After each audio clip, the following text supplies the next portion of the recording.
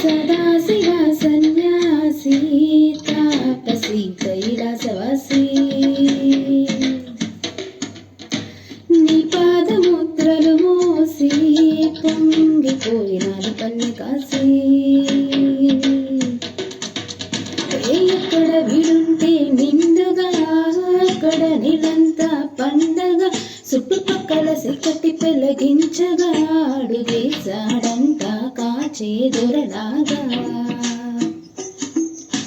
మంచును మంటను ఒక్క తీరుగా లెక్క చెయ్యని